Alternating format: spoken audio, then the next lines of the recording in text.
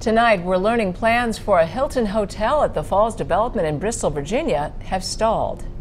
That news coming, of course, from city leaders who first announced the project 2 years ago.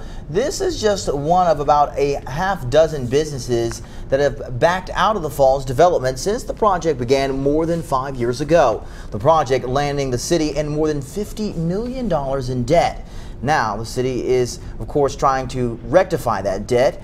Tonight, we're in your corner with a look at how the project put the city in the red and what's being done to get it back in the black. To understand how the city of Bristol, Virginia ended up with $50 million in debt, we begin our story here at the old Bristol Mall. I loved the mall, though. To Carrie Skeens, the mall was once the pinnacle of shopping in the region. Today, the shops are closed and the mall is gone. With it, $2 million in sales tax revenue for the city. Bristol City Manager Randall Eads. At the time, the thought was we need to have a new retail development site in Bristol. And that was the beginning of the Falls. There it goes, there it goes.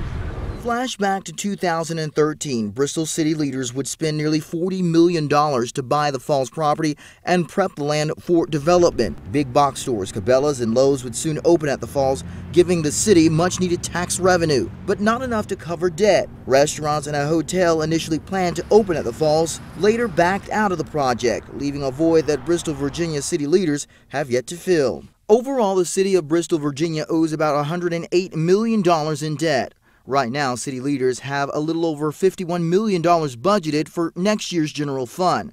$4.5 million will go toward paying the city's debt. Of that money, $1.7 million is the Falls debt. To put this in perspective, it's nearly the same amount budgeted for city police, fire, EMS, and the school system. This is an issue that's on my back. Unfortunately, it's on the council's back, and it's also on the citizens' back. If you look at this part of the Falls, it looks pretty much developed, but over here, this section has still not been developed. City leaders say they want to make good on their promise that was made years ago. They want to bring more businesses to the Falls. There are several deals in the works that we can't announce, but it's very well under control in my estimation. Former mayor turned city council member Archie Hubbard has been working with other city leaders on a plan to fix the Falls.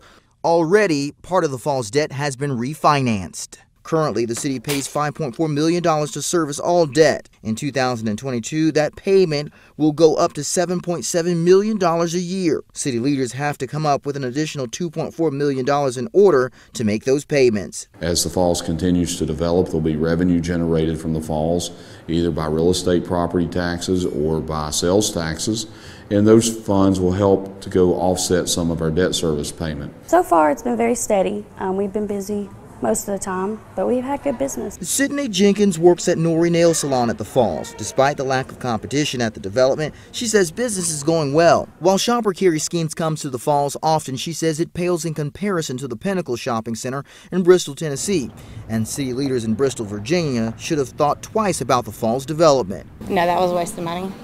Honestly, it was a huge waste of money. The accountability rests with citizens, and that it comes every 2 years in the form of elections. Despite the decisions made in the past, the city manager says developers are working to push the Falls forward. Grocery store Aldi recently opened its doors, and Hobby Lobby is currently under construction.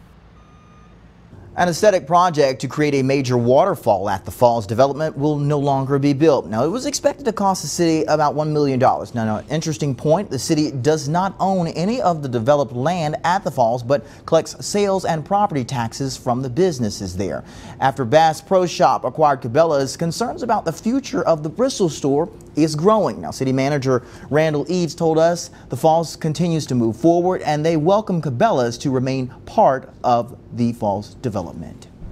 Another impact from crippling debt related to the Falls prompted Bristol, Virginia city leaders to approve a budget that includes nearly $300,000 in cuts to city schools. Last night, city council members approved the $69 million budget on first reading. The city continues to deal with $108 million of debt. Half of that total is from the Falls retail development. A $2.4 million payment on that project is due in just 4 years.